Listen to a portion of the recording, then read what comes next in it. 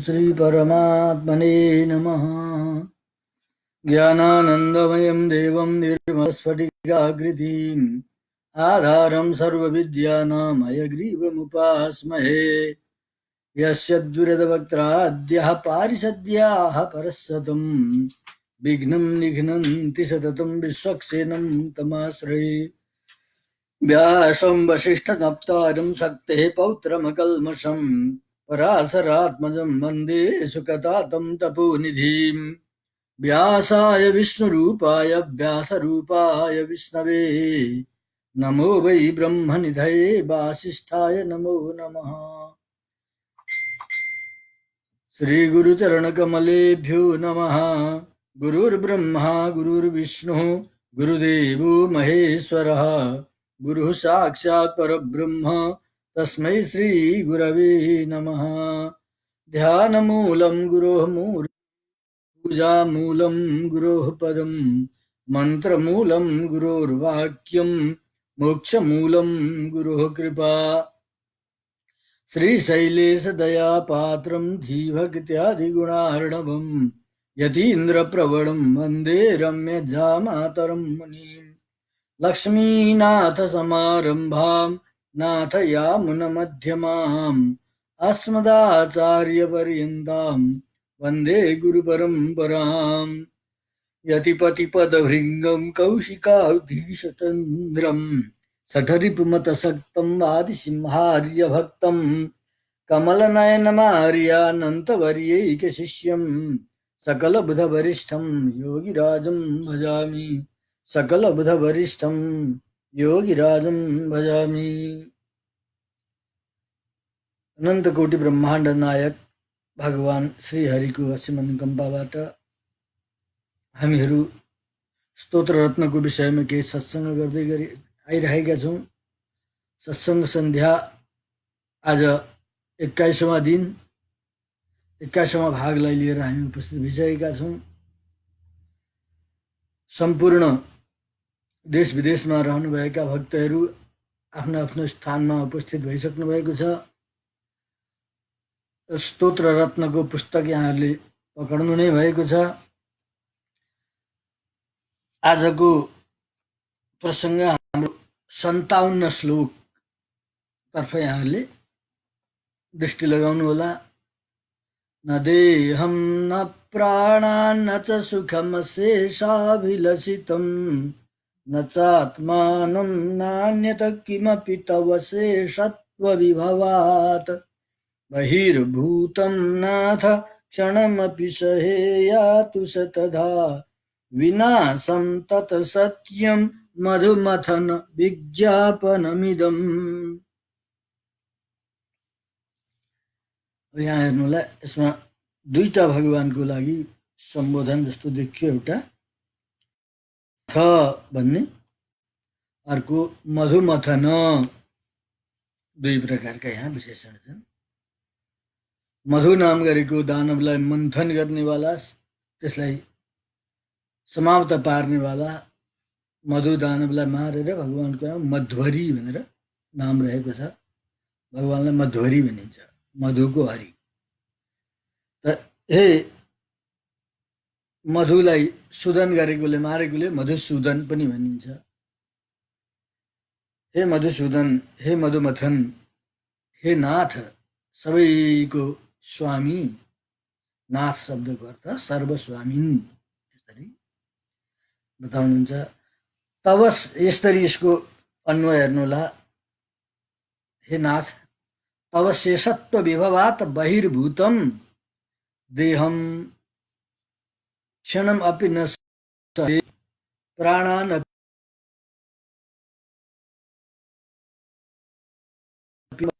अशेष अभिलषितं सुखं च क्षणम अपि न सहे आत्मानं च क्षणम अपि न सहे अन्यत् किमपि न सहे तव शेषत्व विभवात् बहिर्भूतं तादृशं वस्तु किमपि न सहे। यसरी अन्यत् किमपि न सहे शतधा विनाशं यातु तदिदं विज्ञानं सत्यम। यसरी अन्वय भयो। अब यहाँ पहिला सुरुमा हे नाथ मात्रै सम्बोधन गरे पनि भयो र अन्तिममा हे मधुमथन तद इदम विज्ञापनम सत्यम भनेर अन्तिममा विज्ञापनको लागि मधुमथनको सम्बोधन गरे पनि भयो। सम्बोधनको के अरे अन्वयको तरिका। नाथ भन्नाले सबैको स्वामी।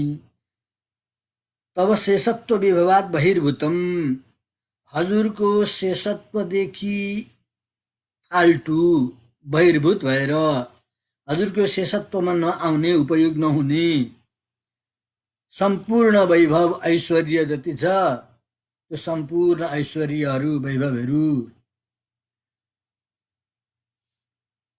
जति छ त्यो सबै कुरो के त भन्दा देहम यो शरीरै भयो। सबैभन्दा पहिलो वैभव आफ्नो शरीर हो, जसलाई अहम यति अभिमानतया म भन्ने यस्तो अभिमानद्वारा चाहिँ बसेको जुन आश्रयभूत भएको जुन शरीर हो, त्यो शरीर हजुरको शेषत्वभन्दा बहिर्मुख हुन्छ भने, हजुरको शेष बन्दैन भने, हजुरको सेवामा लाग्दैन भने, उपयोगमा लाग्दैन भने क्षणम अपि नसहे म एक क्षण पनि चाहन्न, त्यसलाई सहनै सक्दिन। प्राणान मेरा प्राणहरू पनि त्यो शरीरलाई धारण गरेर रहनेवाला, शरीरलाई सञ्चालन गरेर रहनेवाला जति प्रकारका प्राणहरू छन्, प्राणहरू पनि प्राण शब्द मुख्यतया प्राण शब्दको अर्थ हो प्राण वायु भनेर हामी भन्दछौँ। ती वायुहरू 5 प्रकार अथवा 10 प्रकारले विभाजन गरिन्छ। प्राणोपान समानश्च उदान व्यान एव च। यसरी प्राण अपान समान उदान व्यान 5 वटा हुन्छन्। अरू गौण वायुहरू हुन्छन् 5 वटै हुन्छन्। यी 10 प्रकारका जुन वायुहरू हुन्, ती वायुहरू पनि, ती प्राणहरू पनि हजुरको शेषत्व रूपी वैभवबाट बहिर्मुख हुन्छन् भने क्षणम अपि नसहे ती प्राण पनि म सहन सक्दिन। क्षणम अपि नसहे अशेष अभिलषितम सुखम च। अशेष अभिलषित भनेको, अशेष भनेको सबै प्राणीले, संसारका भयभरका प्राणीले चाहना गरेको वस्तु भने सुख हो। सुख पाउनु मात्रै खोजेको हुन्छ, जसले पनि दुःख पाउनु कसैले खोज्दैन। अशेष अभिलषितम सुखम छ, सबै प्राणी मात्रले चाहना गरेको सुख पनि यदि हजुरको शेषत्वबाट बहिर्भूत हुन्छ भने, हजुरको कैङ्कर्यमा लाग्दैन, स्वतन्त्र बन्दछ भने क्षणमा पनि नसहे त्यसलाई पनि म सहन सक्दिनँ। यति मैले भने। त्यहाँबाट अरू बाँकी रहेका अन्यत किमपि, अरू पनि कुनै छन् भनेदेखि हजुरको शेषत्वबाट बहिर्मुख भएर बस्न चाहन्छ भने त्यस्तो कुनै चिज पनि हम नसहे, एक क्षणको लागि पनि म सहन सक्दिनँ। के गर्ने त भन्दा सतधा विनाशम यातु, सबै पदार्थहरू 100 टुकुरा भएर नाश भएर जाओस् अरे, शीर्ण शीर्ण भएर। सतधा विनाशम यातु, सतधाको अर्थ 100 टुकुरा भएर समाप्त भएर जाओस्, विनाश होस् अरे। त्यसकारण हे मधुमथन, अब यहाँनिर मधुमथन शब्दको सम्बोधन गरे पनि भयो। हे मधुमथन, मधुलाई, मधु दैत्यलाई संहार गर्नेवाला भगवान, तद इदम विज्ञापनम, यो मेरो जुन विज्ञापन हो, यो मेरो बिन्ती हो, हजुरलाई प्रार्थना हो, सत्यम, यो सत्य हो, मैले झुट बोलेको होइन। अब शेषत्व विभवात, हजुरको शेषत्वदेखि बहिर्मुख भएको शरीर भयो, प्राण भए, सम्पूर्ण प्राणीले चाहना गरेको सुख भयो, त्यति मात्र होइन, आत्मानम च, आफ्नो मेरो आत्मा पनि, अन्यत किमपि, अरू कुनै पदार्थ पनि नसहे म एक क्षण पनि सहन सक्दिनँ। सबै चाहिँ 100 टुकुरा भएर विनाश होस्, यसरी प्रार्थना गर्नुभयो। यो मेरो प्रार्थना र मेरो विज्ञापन सत्यम सत्य हो। सहस्त्र गीतको चतुर्थ शतकमा एउटा प्रसङ्ग षठकोपसूरी यही भावनाद्वारा भगवानसँग प्रार्थना गर्नुहुन्छ। षठकोपसूरी त्यति बेला नायिकाको भावमा रहनुहुन्छ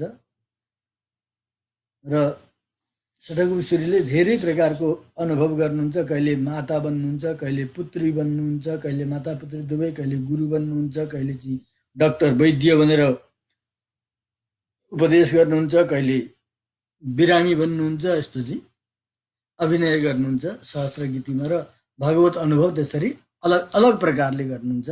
नायिका भागमा प्राप्त भएर भगवानसँग धेरै प्रार्थना गर्नुभयो भगवानको आगमनको लागि। आँखा हेर्दा हेर्दा हेर्दा आँखा टट्टाए, ओठ सुके, आँखा सुके, भगवानको दर्शन भएन। अन्तिममा गएर भन्नुहुन्छ नायिका भनेर कुनै नायकलाई रिझाउनका लागि शरीरलाई श्रृङ्गारित पनि गरेको हुन्छ, वस्त्र गहना कपडाहरू पनि लगाएका हुन्छन् नायिकाले नायकलाई आफूप्रति आकर्षित गर्नका लागि। त्यस्तै सुन्दर बनावट बनाउनु भएको थियो स्वामीजीले नायिकाको भावमा। अन्तिममा गएर भन्नुहुन्छ हजुरको आगमन भएन, दर्शन पाइन भनेदेखि मेरो यो सौन्दर्य, मेरो यो मुग्धपन, मेरो मुग्ध यो मन भयो, सम्पूर्ण गुण परिपूर्णता, मेरो यो प्रकाश, ज्ञान, मेरा शरीरका आभूषणहरू, शरीर सम्पूर्ण अङ्गहरू सबै नासै भएर जाउँ। मलाई जरुरी भएन हजुरको आगमन हुँदैन भनेदेखि। यसरी अनुसन्धान गर्नुहुन्छ षठकोपसूरीले। हाम्रो आचार्यहरू भन्नुहुन्छ यामुनाचार्य स्वामीजीले त्यही सहस्त्र गीतिको जुन चौथो शतकको 8वां दशकलाई लिएर ती 10वटा गाथाको अनुभवलाई यो एउटा श्लोकमा उतार्नु भएको हो भनेर आचार्यहरू अनुसन्धान गर्नुहुन्छ। न देहम न प्राण न च सुखम शेषाभिलषितम न च आत्मानं नान्यत् किमपि तवशेषः विवाद भन्ने। यहाँ यति मात्रै अन्तर छ। जस्तै स्वामीजी षठको स्वामीजीले नायिकाको भावमा प्रार्थना गर्नुभयो भगवानलाई, यामुनाचार्य स्वामीजी चाहिँ आफ्नै स्वरूपमा कुनै भाव परिवर्तन नगरिकन आफ्नै स्वरूपमा नै प्रार्थना गर्नुहुन्छ। यति मात्रै फरक हो भनिन्छ। जस्तै यो भाव सबैलाई हुन्छ। भगवान रामचन्द्र वनवास जाने क्रममा लक्ष्मणजीले भन्नुभएको थियो तिमी नजाऊ भनेर धेरै सम्झाउनु भयो, आखिरी जानु नै भयो। धेरै दुःख हुन्छ, कष्ट हुन्छ जङ्गलमा, तिमी नजाऊ भन्दा नदेव लोकाक्रमणम नामरत्वमहं वृणे ऐश्वर्यं वापि लोकानां कामये न त्वया विना। हे राघवेन्द्र सरकार, भगवान राम, मलाई देवलोकको आक्रमण पनि चाहिएन, पराक्रम पनि चाहिएन, मलाई अमरत्व भन्ने वरदान पनि चाहिएन, मलाई ऐश्वर्य पनि चाहिएन संसारको। हजुरको सेवा बाहेक, हजुरको कैङ्कर्य बाहेक मलाई दुनियाँको केही नै चाहिँदैन भन्नुहुन्थ्यो। त्यस्तै सीताजीले पनि अशोक वाटिकामा बसेको बेला त्यस्तै अनुसन्धान गर्नु। नहि मे जीवितेनार्थ नैवार्थैर्न च भूषणैः या वसन्त्या राक्षसी मध्ये विना रामं महारथम। महारथी भगवान रामचन्द्रको बिना म यहाँ यसरी बस्नु कुनै औचित्य नै छैन अरे। मलाई केही नै चाहिँदैन, मलाई बाँच्न पनि बडा सङ्कट परिराखेको छ, मैले नबाँचे पनि हुन्छ, अर्थपूर्ण छैन मेरो जीवन पनि। त्यसकारण सम्पत्तिको कुरै नगरौँ, गहनाको कुरै नगरौँ, यस्तो अनुसन्धान गर्नुहुन्छ। अरूले त भने स्वयं भगवान पनि यी वचन बोल्नुहुन्छ अरे। लक्ष्मणलाई एक दिन हुँदै हुनुहुन्थ्यो यद्विना भरतं त्वां च शत्रुघ्नं चापि मानव भवेन् मम सुखं किञ्चित् भस्मसात् कुरुतां सिखी। हेर लक्ष्मण, तिमी बिना, भरत बिना, शत्रुघ्न बिना मलाई केही सुख हुन्छ भने त्यो सुख आगोले जलाएर खरानी बनाओस्, मलाई चाहिँदैन। भगवान आफ्नो भक्त बिना त्यस्तो अनुसन्धान गर्नुहुन्छ न भक्तले भगवान बिना त्यस्तो अनुसन्धान। त्यही कुरो यहाँ स्वामीजी भन्दै हुनुहुन्छ, मलाई हजुरको शेषत्वको ऐश्वर्यले युक्त भएको छैन भने मलाई केही पनि चाहिएन, सबै नष्ट भएर जाओस्।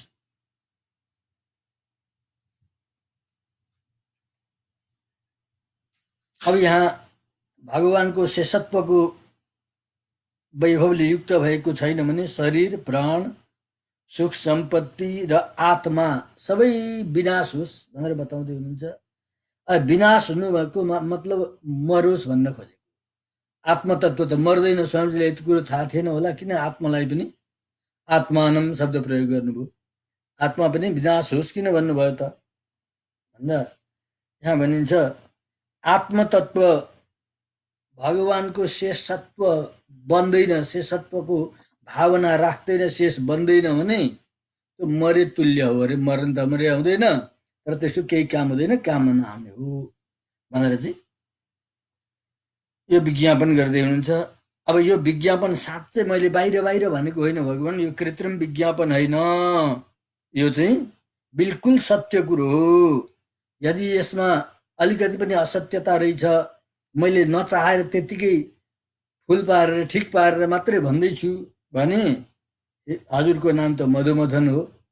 मधुलाई मथन गर्न सक्नेले मलाई पनि मथन गर्न सक्नुहुन्छ, मलाई पनि मधुलाई दिएको, मधु राक्षसलाई दिएको दण्ड दिँदा हुन्छ भनेर हे मधुमथन हो। अशेषाभिलषितम सुखम भन्यो। अशेषाभिलषित सुख भनेको के हो त भन्दा मानिसहरूमा, प्राणीमा भनौँ, मानिसमा भन्दा पनि सबै प्राणीमा रुचि भनेको आफ्नो आफ्नो तरिकाको हुन्छ। त्यही भएर भिन्न रुचि लोक, अलग अलग रुचि भएका मानिसहरू हुन्छन्। तर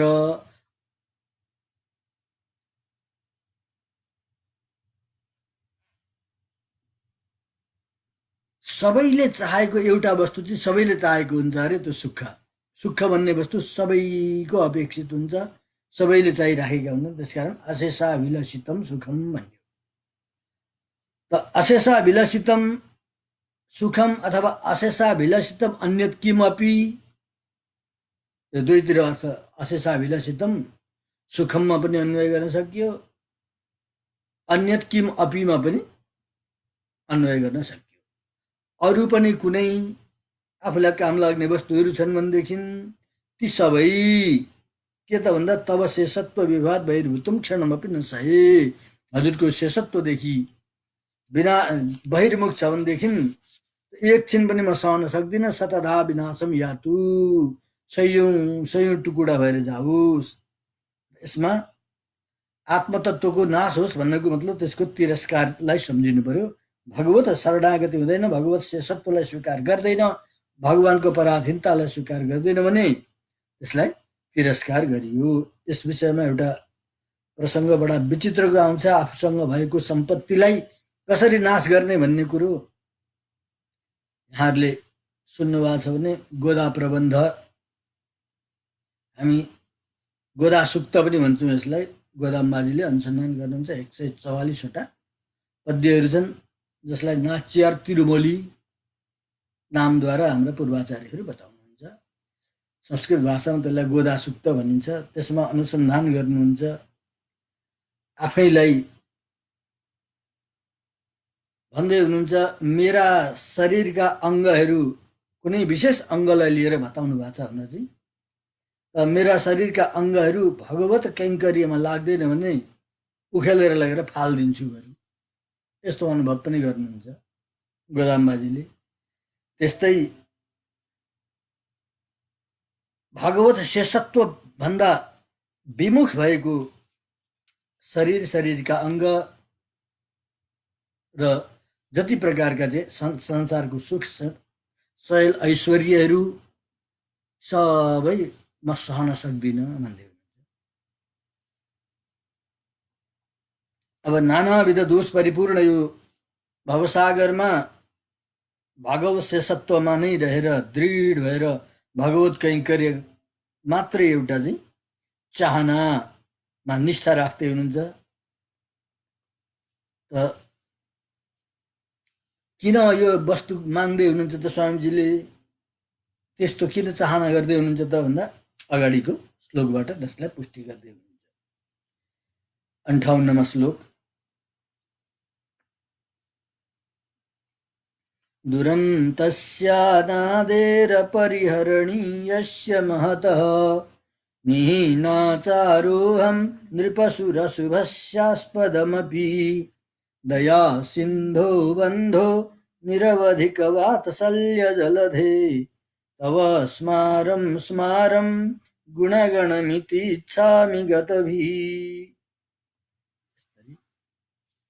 यो श्लोकको अन्वय, यसमा दया सिन्धु बन्धु निरवधिक वात्सल्य जलधे यी तीनटा विशेषणै हुन्। यो जुन तेस्रो लाइन छ, तेस्रो पदमा दया सिन्धु बन्धु निरवधिक वात्सल्य जलधे यी तीनटा विशेष के अरे सम्बोधन। विहीनाचार पनि पाठ छ, कहीँ कहीँ निहीनाचार पनि छ। यहाँ निहीनाचार रहेछ। निहीनाचार नृपसु अहम,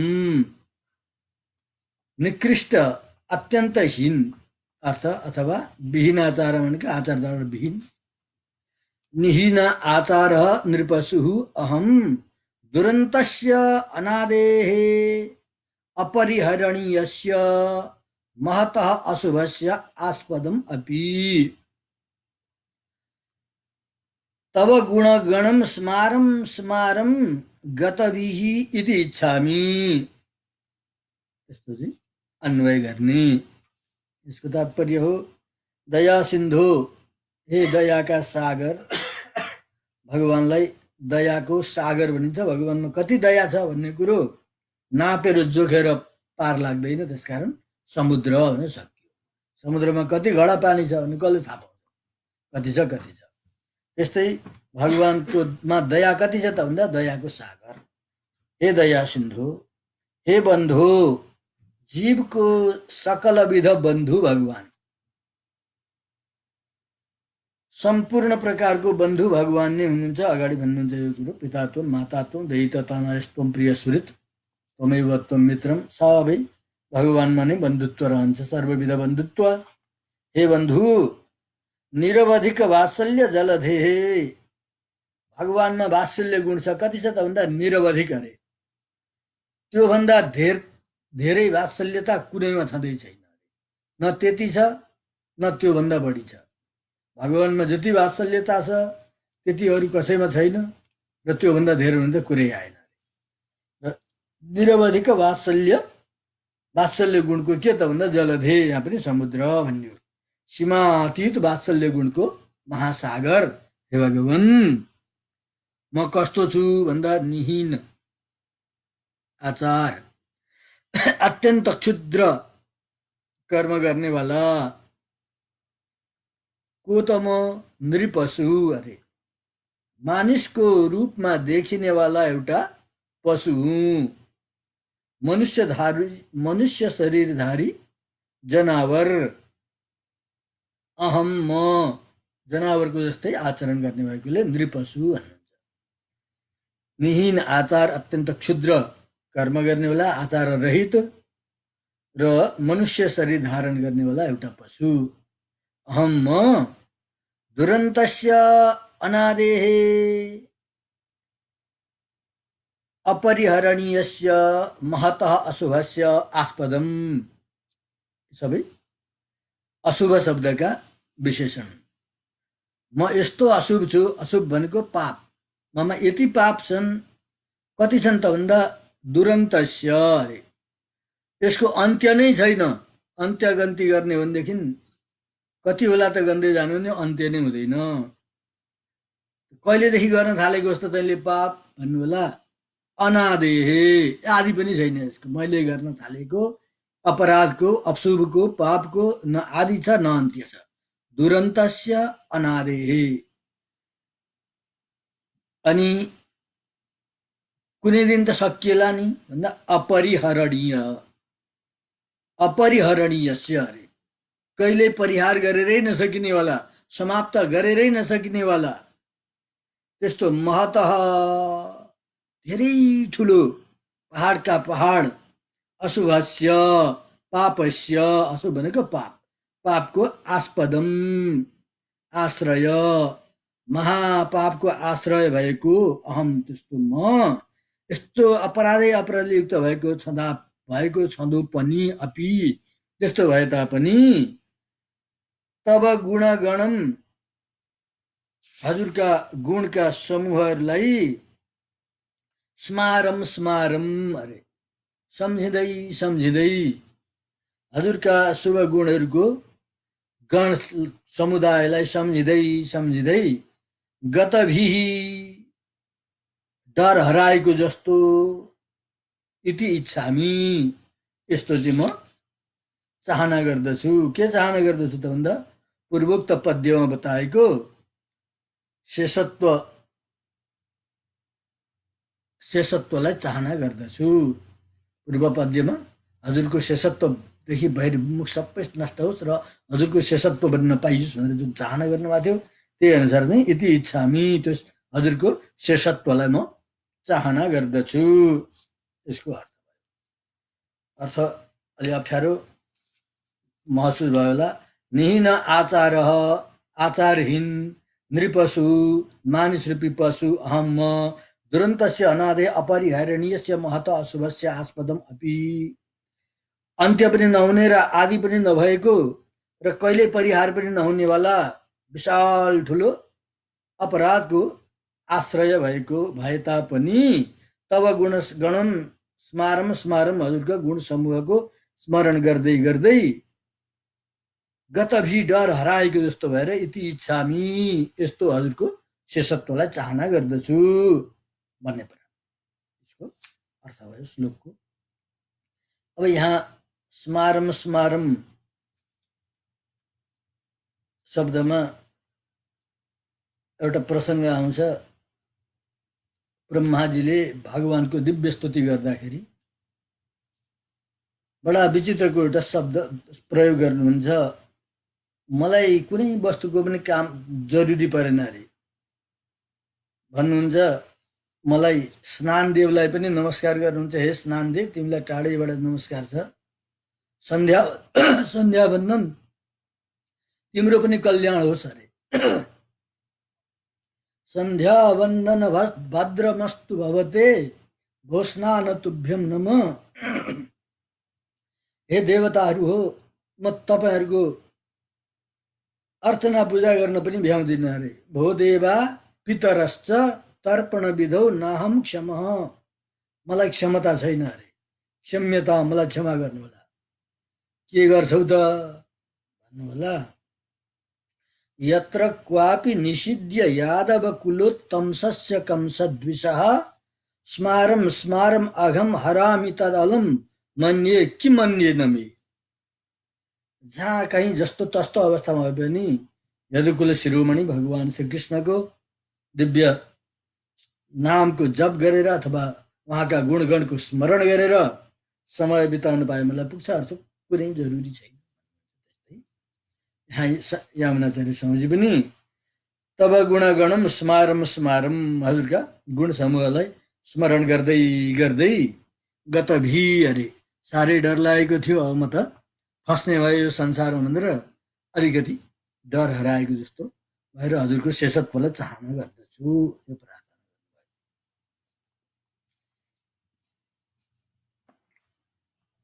अब यहाँ अनादि र अनन्त, अरे अपराध कति छन्, अनादि छन्, अनन्त छन् र अपरिहरणीय भन्नाको मतलब प्रायश्चित्त गरेर अथवा भोगेर पनि नसकिने, मेटारै नसकिने सीमातीत बडा बडा पापको आश्रय भएकोमा र वास्तवमा म मेरो स्वरूप कस्तो छ त भन्दा पशुको जस्तो अरे। मानिस जस्तो देखिए तापनि मानिसमा त ज्ञान हुन्छ, ज्ञान गर्दछ, ज्ञानेन हीन पशुभि समानः, ज्ञानै छैन भनेदेखि आहार आहार निद्रा भए मैथुनम च सामान्यम एतत् पशुभिर नराणाम, सबै त बराबर हुन्छ पशुको र मनुष्यको। ज्ञानम हि तेषाम अधिका विशेषो, मानिसमा हुनुपर्ने ज्ञान हो त्यही छैन भनेदेखि पशु बराबरै त हो नि। त्यसकारण नृपशु भन्नुहुन्छ। ज्ञान भएको भएदेखि त हजुरको शेषत्व भन्ने ज्ञान हुन्थ्यो, म शेषत्वको कैङ्कर्य गर्थेँ, शेषत्वको हिसाब किताबले कैङ्कर्य माग गर्दथेँ, त्यो नगरेको हुनाले म चाहिँ नृपशु नै हुँ। तर पनि अझै केही बिग्रेको छैन हे भगवान, यो विशाल संसार सागरभित्र हजुरसित बन्धुत्व नभएको कुनै व्यक्ति नै छैन। त्यसकारण दया सिन्धु, हे बन्धु शब्दको प्रयोग गर्नुहुन्छ। वात्सल्य गुण राज सागर हजुर हुनुहुन्छ। जतिसुकै अपराध गरे तापनि वात्सल्यको गुणद्वारा, वात्सल्य गुण वर्षाएर हजुरले कृपा गर्नुहुन्छ। वात्सल्य गुण सागर हुनुहुन्छ हजुर। मेरै अपराधतिरै हेर्न थाल्नुभयो, मेरो अपराधकै पहाडतिर हेर्न थाल्नुभयो भनेदेखि त मेरो उद्धार जीवनमा कहिले हुने नै छैन अरे। जिन्दगीमा जतिसुकै जन्म लिउँ, जुनसुकै जन्ममा पनि मेरो कल्याण हुने योग्यता नै हुँदैन। त्यसकारण हजुरमै भएको वात्सल्यता गुणद्वारा मेरा अपराधलाई पनि पुण्य सम्झिदिनु होला। दोषेपि गुणत्व बुद्धि वात्सल्यम। त्यस्तै हजुरसँग भएको मेरो जुन बन्धुत्वको भावना हो, त्यो बन्धुत्वको भावनालाई बार बार स्मरण गर्दै हजुरको अगाडि आएर, हजुरको सन्निधिमा आएर म प्रार्थना गर्दछु।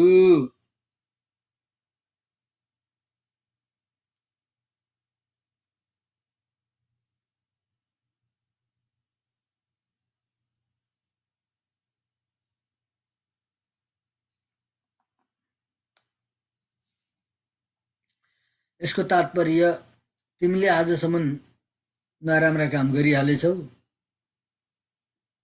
अब राम्रो काम गर न त त्यसो भए भनेर छोडिदिनु होला मलाई, अनि तिम्रो कल्याण गरौँ होला भनेर मलाई छोडिदिनु होला। मेरो आफ्नो मेहनतद्वारा कुनै हालतमा पनि मैले आफ्नो उद्धार गर्न सक्दिनँ। त्यसकारण एकमात्र हजुरको कृपाको सहारा मैले चाहेको छु। त्यसमा पनि तैँले केही गरिस् भने म कृपा गरिदिउँला भन्नु होला। हजुरको निर्हेतुक कृपा नै हुनुपर्दछ। हजुरको निर्हेतुक कृपा भएन भनेदेखि मेरो उद्धार हुँदैन। त्यसकारण निर्हेतुक कृपा गरिदिनु होला भनेर दया सिन्धु बन्धु, दया सिन्धु शब्दको प्रयोग गर्नुहुन्छ। दया सिन्धु शब्दको अर्थ हजुर त दयाको सागर हुनुहुन्छ। साह्रै दुःख पाएको व्यक्तिलाई हजुरले दया गरिदिनुहुन्छ। त्यसकारण दयाको सागर भनेर प्रार्थना गर्नु।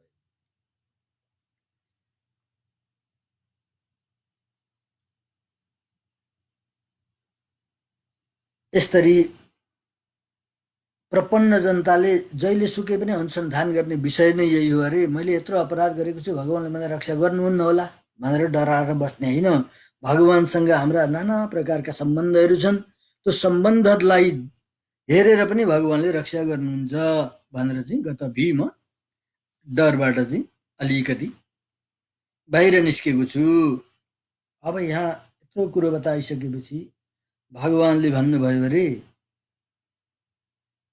भन्न त तपाईँले राम्रै कुरो भन्नुभयो यामुनाचार्यजी, तर अलिकति केही सुकृत नभइकन कसरी मैले तपाईँलाई चाहिँ कल्याण गर्ने। अनि भन्न त अस्तिदेखि प्रार्थना गर्दै हुनुहुन्छ। तपाईँले गरेका यी प्रार्थना कतै बाहिर बाहिर बोक्रे प्रार्थना त होइन, भित्रैदेखि त हो।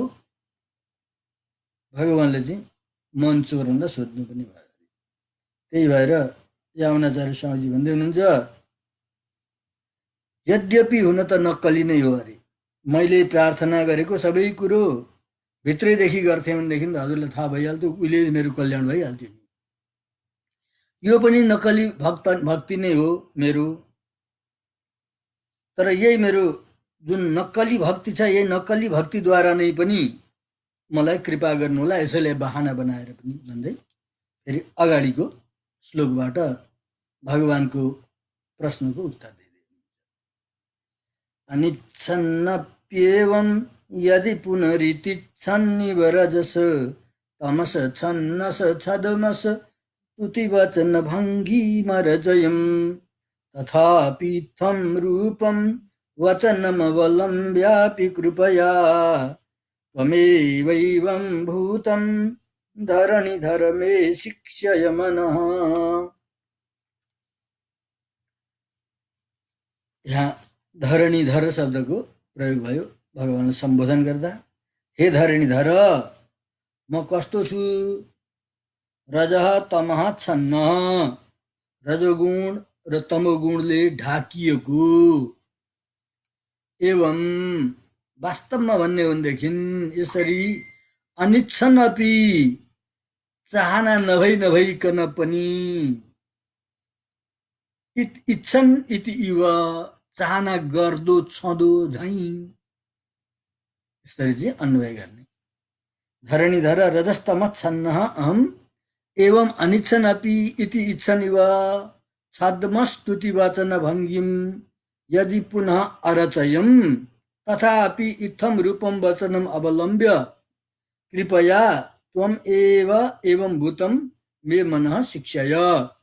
यसरी चाहिँ अन्वय भयो। हे धरणीधर, यो सारा जगतलाई धारण गरेर रहनेवाला, म भनेको रज तम छन्न, रजोगुण तमोगुणद्वारा अत्यन्त ढाकिएको छ बुद्धि जसको त्यस्तो। अनिच्छन् अपि, हजुरलाई वास्तविक भित्रै हृदयदेखि सम्झेर त स्तुति गरेको छैन पनि होला, त्यही पनि इति इच्छन् इव, यसले इच्छै गरेर गरेको हो भन्ने सम्झिएर हजुरले स्वीकार गरिदिनु होला। इति इच्छन् इव, इच्छा गरेर नै स्तुति गर्ने वालाको झैँ छद्म स्तुति वचन भङ्गिम, छद्म भनेको कपट भरिएको। के कपट भरिएको? प्रार्थना भगवानलाई गर्ने अनि अन्तिममा मेरो रक्षा गरिदिनुहोस् भन्नका लागि त हो। त्यहाँ पनि कपटता छ अरे। भगवानको स्तुति गर्न भगवानको मुखोल्लासको लागि आनन्द होस् भने फर्किने जाने हो, तर त्यसभित्र कपट कालुष्यता भरिएको हुन्छ भन्दै हुनुहुन्छ, मेरो कल्याण होला भनेर। छद्म स्तुति भनेको कपटले परिपूर्ण भएको स्तुति रूपी वचन। स्तुति वचन भनेको स्तुति रूपी जो वचन हो त्यसको भङ्गिम भनेका चाहिँ प्रकारहरू, स्तुतिमा भएका, स्तुतिको वचनमा भएका भाव भङ्गी, शब्द छन्द अलङ्कार आदिलाई भङ्गी भनिन्छ, भाव भङ्गी भनिन्छ। स्तुति कपट रूपी छद्म रूपी स्तुति वचनको भङ्गीलाई यदि म पुनः अपि अरचयम, फेरि पनि त्यस्तै स्तुतिलाई रचना गर्दैछु भन्दै हुनुहुन्छ। अरचयम, रचना गरेँ मैले, तथापि त्यस्तो भए तापनि, त्यस्तै स्तुति भए तापनि, इत्थम रूपम वचनम, यस्तै कपटले परिपूर्ण भएका स्तुति रूपी वचनलाई अवलम्ब्य अपि, यसैलाई अवलम्बन गरेर पनि, यसैलाई सहयोग बनाएर पनि, यसले मेरो स्तुति गर्यो भन्ने बहानाद्वारा पनि, त्यसलाई बहाना बनाएर पनि कृपया, कृपापूर्वक, त्वम एव, हजुरले नै, एवं भूतम मे मनः शिक्षय, यसरी चञ्चल बनेर कुकृत्य गर्नेवाला, हजुरको स्तुति गर्दा पनि कपट परिपूर्ण वचनहरू बोलेर हजुरको स्तुति गर्नेवाला जुन मेरो मन हो, यसलाई हजुरले नै शिक्षा दिनु होला र यस्तो नगर भनेर सम्झाइदिनु होला, आफ्नो बसमा बनाइदिनु होला। एवं भूतम मे मनः शिक्षय, यस्तो भएको मेरो मनलाई हजुरले शिक्षा दिएर सुधारेर आफ्नो सेवामा लिनु होला। अब यहाँ बडा विचित्रको श्लोक स्वामीजीले यहाँ बताउनु हो। इच्छा भनिन्छ, जहाँ इच्छा हुँदैन, इच्छा नभए त्यसले केही गर्नै सक्दैन अरे। इच्छा शक्ति सबैभन्दा ठुलो शक्ति हो, इच्छा हुनुपर्दछ। अझै पुरुषार्थको लागि मूलभूत इच्छा नै हो भनिन्छ। धर्म, अर्थ, काम, मोक्ष, चार प्रकारका पुरुषार्थ हुन्छन्। चारै प्रकारका पुरुषार्थ प्राप्तिको लागि पहिलो अधिकार भनेको इच्छा हो। इच्छा नै छैन भने कसैलाई ल मोक्ष तँलाई मैले मोक्ष दिएँ भनेर दिने हो भने पनि चाहिँदैन उनीहरूलाई, चाहिएकै छैन भने किन स्वीकार्छन्, नस्वीकार्न पनि सक्लान्।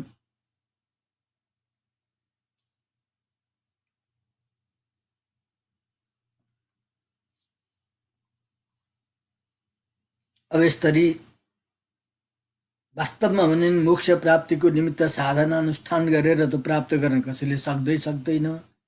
त्यसै कसैले दिने हो भने पनि उसले चाहेको छैन भने नलिन पनि सक्दछ भनिन्छ।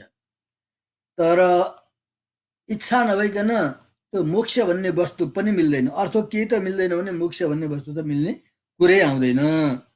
त स्वामीजी यो पद्यमा त्यही इच्छाको विषयमा शब्द प्रयोग गर्दै हुनुहुन्छ। जीवात्माको स्वरूप बताउँदै हुनुहुन्छ। कस्तो छ त भन्दा रजस तमस छन्न छद्म छन्न, रजोगुण र तमोगुणद्वारा आच्छादित मेरो मन, वास्तवमा मोक्ष पाउने इच्छा नै छैन त्यसमा मेरो मनमा। रजोगुण र तमोगुणले अर्कै काम गरिदिन्छ, संसारतिर भौतारी दिन्छ, त्यतैतिर लागेको मेरो मन, मोक्षको इच्छै छैन। त्यही पनि कपट भावले, कपट हृदयले हजुरको यो जानेर अन्जानमा जुन स्तुति मैले गाएँ, हजुरको अगाडि आएर आर्तता व्यक्त गर्दै जुन मैले यो प्रार्थना गरेँ, इति इच्छामी गतभी, त्यसकारण अलिकति मलाई डर त्रास केही कम भएको जस्तो मलाई लागेको छ। र यही मेरो प्रार्थना वचनलाई सुनेर प्रसन्न बनेर अकारण कृपा गर्नेवाला हजुरले मलाई मोक्षको इच्छा पनि पैदा गरिदिनुहोस् मेरो मनमा। यो श्लोकको अर्थ त्यही हो। अब इत्थम रूपम वचनम अवलम्ब्य, यो शब्द बडा मार्मिक छ। इत्थम रूपम वचनम अवलम्ब्य, यस्तो प्रकारको शब्दलाई नै अवलम्बन गरेर आत्मा उद्धार प्राप्त गर्नको निमित्त साधन बनेको केही पनि छैन यो जीवात्मामा, र मात्र एउटा इच्छा हो, इच्छा नै अधिकार पूर्ति हो। र भगवत प्राप्तिको निमित्त चाहिने कुरो भनेको पहिलो इच्छा, अनि अधिकार पूर्ति, विघ्न विनाश, साधनको अनुष्ठान, यति जरुरी पर्दछन्। अरे इच्छा हुनु पर्यो, अनि अधिकार पूर्ति पनि हुनु पर्यो, कुन अधिकार कुन कर्म गर्ने हो त्यसमा विघ्न आउँछन्, त्यो विघ्न विनाश पनि हुनु पर्यो, र साधनको अनुष्ठान पनि गरिएको हुनु पर्यो। तर त्यो कति बेला हुन्छ त भन्दा भागवत कृपा भयो भने त्यो मिल्दछ, भागवत कृपा भएन भने त्यो पनि मिल्दैन। अब यहाँ अलिकति शङ्का हुन्छ, यद्यपि भागवत कृपा नभइकन हुनेवाला त केही पनि छैन। भगवान संसारी चेतनको विषयमा,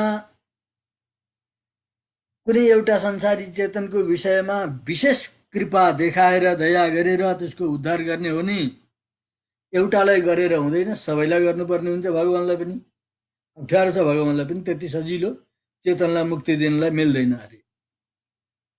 र एउटालाई दिने हो भनेदेखि साधनको अनुष्ठानै गरेको छैन उसले भने, उसमा अधिकार नै छैन अथवा उसमा इच्छै छैन, त्यतिकै गएर खुरुका त्यसलाई चाहिँ कृपा गरिहाल्ने भने सबै चेतनलाई कृपा गर्नुपर्ने भयो। सबै चेतनलाई कृपा गर्दाखेरि सर्वमुक्ति प्रसङ्ग भन्ने एउटा शास्त्रमा बडा विचित्रको चाहिँ शब्द आउँछ। सर्वमुक्ति प्रसङ्ग हुने भयो, सबैलाई मोक्ष दिनुपर्ने भयो भगवानलाई। अनि आफ्नो प्रयत्न बलद्वारा केही त गर्नु पर्यो, प्रयत्न बलद्वारा त प्राप्त गर्नै सक्दैन जीवात्माले। त्यसकारण प्रयत्न बलको रूपमा यही मेरो वचनलाई, जुन मेरा टुटाइ फुटेका शब्दहरू हुन्, जुन मैले हजुरलाई स्तुति गर्ने भनेर ढाँटी राखेको छु, बहानाद्वारा एउटा बहाना बनाएर, र स्तुति वचनको नि भङ्गीलाई मैले रचना गर्दैछु। इत्थम रूपम वचनम, यो वचनलाई अवलम्बन गर्नुहोला। यसैको सहायताद्वारा आहा के नै यसले त मेरो कीर्तन गरिदियो भनेर भए पनि हजुरले चाहिँ कृपा गर्नुहोला, किनभने हजुर दयाको सिन्धु हुनुहुन्छ, हजुर सर्वविध बन्धु हुनुहुन्छ। त्यसकारण मैले पहिले पनि भनेको थिएँ, कदा हम ऐकान्तिक नित्य किङ्कर प्रहर सहिष्यामी अथवा तव परिजन भावम कामये कामवृत्त।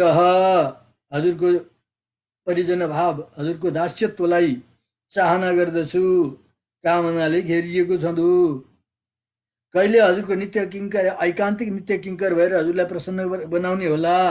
जस्ता जस्ता जुन स्तुतिका भङ्गीहरू छन्, स्तुतिका भावहरू छन्, यही प्रार्थना वचनलाई विचार गरेर हजुरले चाहिँ यद्यपि यो साधन बन्न त सक्दैन, त्यत्रो क्षमता छैन त्यसमा, तर यसैलाई बहाना बनाएर पनि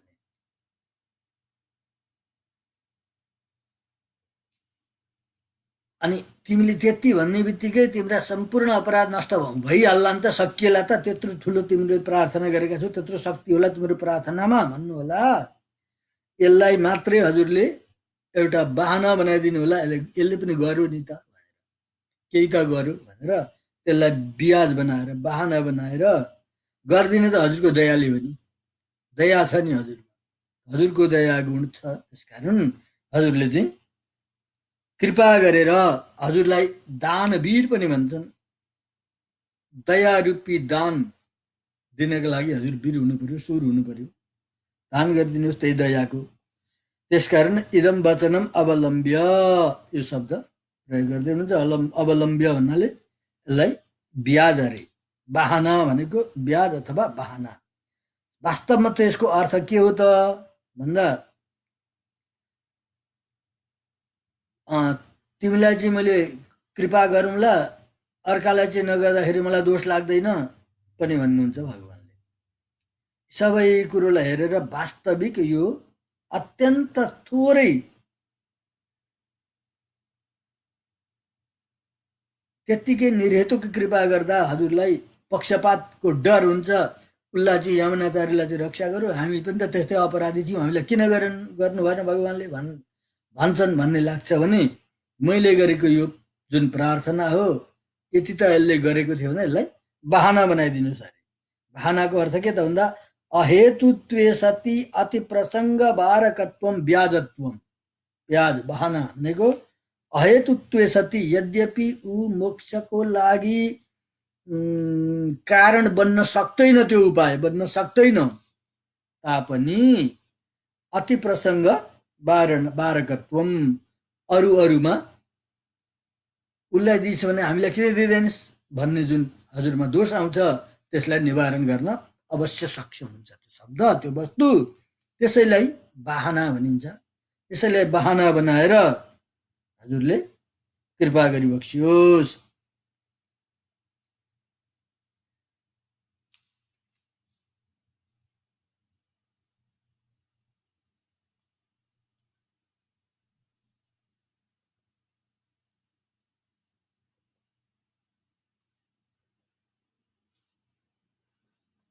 अझै पनि यहाँ स्वामीजीले प्रार्थना गर्नुभयो, भगवान् भन्दै हुनुहुन्छ अरे, यत्रा कारण भए तिमीले बताए तापनि मोक्ष प्राप्तिको निमित्त आफ्नो तर्फबाट केही न केही गरेको त हुनै पर्दछ। नत्र भनेदेखि भित्र हृदयमा भएको कलुषित भावना, मनमा भएको कलुषित भावना कसरी समाप्त हुन्छ? अब यसरी भगवान् हेर्दै हुनुहुन्छ, स्वीकार गर्नका लागि योग्य उपायको अनुष्ठान त केही त होला नि, अझै पनि हेरौँ। स्वामीजी हुनुहुन्छ, नवा साङ्ग पाङ्गो शरणागति, मसँग साङ्ग उपाङ्ग शरणागतिहरू केही पनि छैनन्।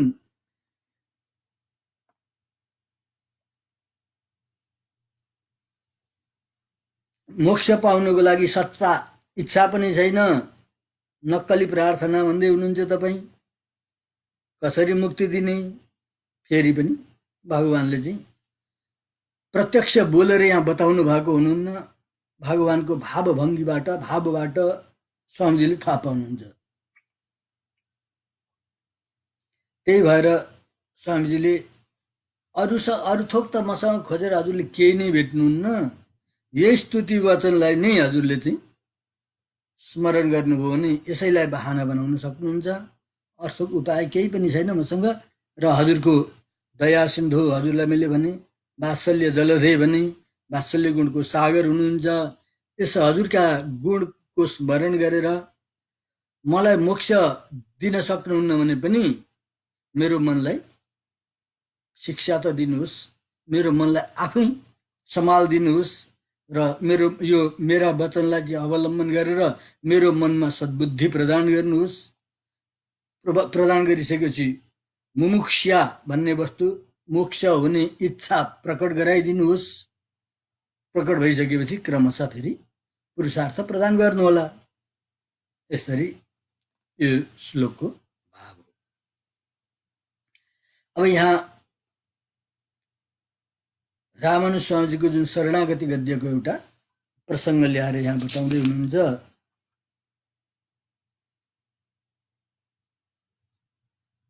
एवं भूत तत्व याथात्म्या बबोध तत् इच्छारहितस्यापि एतत् उच्चारण मात्र अवलम्बनेन उच्यमान अर्थ परमार्थ निष्ठं मे मनः त्वम् अद्यैव कारय। रामानुज स्वामीजीको यो उक्ति हो शरणागति गद्यमा। एवं भूत तत्व याथात्म्य अवबोध, वास्तवमा मोक्षको लागि तत्वको यथार्थ ज्ञान भएको हुनुपर्दछ। तत्व यथात्म्य ज्ञान भनेको जस्ताको तस्तै ज्ञान भएको हुनुपर्दछ। एवं भूत तत्व यथात्म्य अवबोध, तत्वको यथार्थ ज्ञान हुनुपर्दछ। त्यो भएन, तत्व यथार्थको ज्ञान भएन। तत् इच्छा रहितस्यापि, त्यसमा इच्छा पनि छैन भने पनि, अर्थात् तत्वको यथार्थ ज्ञानबाट मुक्ति प्राप्ति हुन्छ। त मुक्तिको तत् इच्छा रहितस्यापि, मोक्षको इच्छा नभएको व्यक्ति छ भने पनि एतत् उच्चारण मात्र अवलम्बनेन, जसले यो शरणागति गद्य पाठ गर्यो, शरणागति गद्यको पाठ त गर्यो भनेर यो उच्चारणलाई नै सहयोग मानेर, यसैलाई सहायता मानेर, यसैको अवलम्बनद्वारा उच्यमानार्थ परमार्थ निष्ठम, उच्चारण शब्दको उच्चारण हुने बित्तिकै उच्यमान अर्थ अरे शब्द हुन्छ, शब्दको अर्थ हुन्छ, जसलाई शब्दार्थ भनिन्छ। शब्दले कुन अर्थलाई बताउँदैछ त भन्दा भगवानका दिव्य गुण वैभव ऐश्वर्य विभूतिको जुन वर्णन हुँदैछ त्यो अर्थ, त्यसको वर्णन गर्यो यसले भन्ने सम्झिदिएर रामानुज स्वामीजीको भाव। यद्यपि जे मन लाग्यो त्यही बडबड गर्दै मैले भने पनि होला, अर्थको यथार्थ ठिक थाहा नभए तापनि यो शब्दको मात्रै उच्चारको अवलम्बनद्वारा पनि उच्यमान अर्थमा निष्ठा बनाइदिनु होला। त्यसले बताउन खोजेको जुन तत्व हो, त अर्थ चाहिँ हो, त्यसमा चाहिँ मे मन त्वम अद्यैव कारय, त्यसमा मेरो मन हजुरले आजैबाट लगाइदिनु होला। आजैबाट भन्नाले अहिलेबाट मेरो मन त्यसभित्र प्रवेश गराइदिनु होला, प्रवृत्त गराइदिनु होला। यसरी यही गद्यको भावद्वारा यो शब्द, यो श्लोक स्वामीजीले चाहिँ यहाँ रचना गर्नुभयो। अनिच्छन्न प्येवं यदि पुनरितिच्छन्नि वरजस् तमश्छन्नश्छद्मस्तुति वचन भङ्गी मरचयम् तथापित्थं रूपं वचनम् अवलम्ब्यापि कृपया त्वमेवैवं भूतं धरणीधर मे शिक्षाय मनः। हे धरणीधर, ए सारा जगतलाई धारण गर्नेवाला भगवान, मेरो मनलाई शिक्षा गर्नुहोस्। जुन रामानुज स्वामीजीले अद्यैव मे मनः कारय, मे मन त्वम अद्यैव कारय, मेरो मन आजै त्यस्तो बनाइदिनुहोस्। अर्थात् यी शब्द उच्चारण गर्ने बित्तिकै शब्द उच्चारणबाट हुनेवाला शब्दको अर्थ परमात्मा भगवानको दिव्य स्वरूपको वर्णन गरौँ, मेरो स्वरूपको वर्णन गरौँ भनेर हजुरले सम्झिदिनु होला र हजुरको स्वरूपको होला होला भनेर प्रार्थना गर्नुहुन्छ। स्वामीजीले त्यही कुरो चाहिँ यहाँ यामुनाचार्य स्वामीजी पनि मैले जानेर होस् जे मैले गरेँ र मलाई मन नलागी भए पनि मैले जुन यो हजुरको प्रार्थना गरेँ, मैले गरेको यो स्तुति वचन, मैले गरेको स्तुति रूपी जुन वचन हो त्यसैलाई नै अवलम्बन गरेर कमसेकम यति मात्रै भए पनि त यसले गर्यो भनेर अगाडि हजुरमा भक्ति लाग्ने मन र भक्तिपूर्वक हजुरमा प्रेम पूर्वक मेरो हजुरको स्वरूपलाई जान्न सक्ने र मोक्षको अधिकारी बन्न सक्ने मेरो मन हजुरले नै बनाइदिनु होला। अब यो पूर्वोक्त जुन प्रार्थना हो यसलाई भगवानले पनि सुन्नुभयो। भगवानले अगाडि बताउन लाग्नुभयो, हेर यामुनाचार्य, भन्न त तपाईले भन्नुभयो मैले बाहिर नक्कल पारेर नक्कली स्तुति गरेको अरे।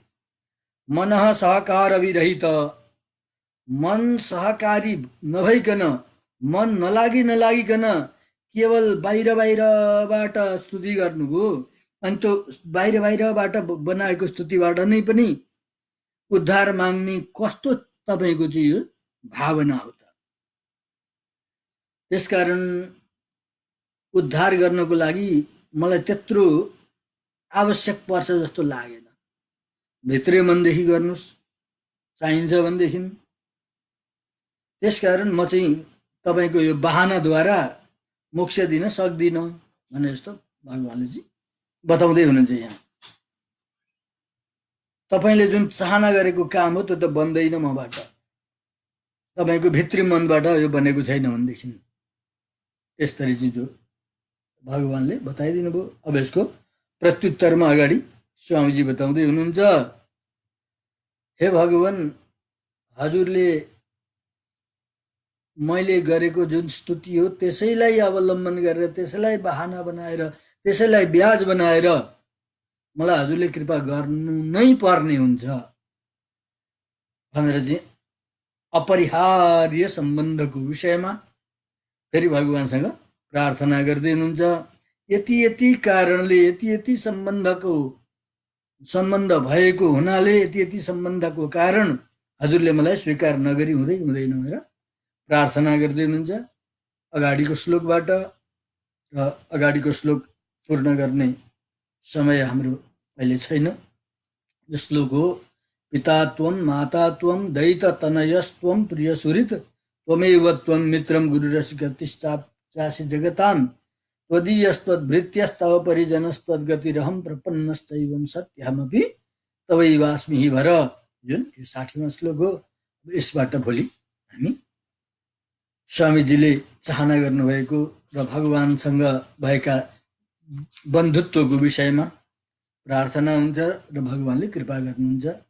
भोलिको प्रसङ्गमा हामी कथा श्रवण गर्नेछौँ। आजको समय भयो, यही विश्राम गरौँ। बोलो श्री वैकुण्ठनाथ भगवानको, श्री लक्ष्मीनारायण भगवानको, श्री यामुनाचार्य स्वामीजी महाराजको, रामन स्वामी महाराज को, जगत गुरु योगीराज स्वामी महाराज को, अपना गुरु गोविंद को, सत्य सनातन वैदिक धर्म को, जय जय श्रीमन्नारायण।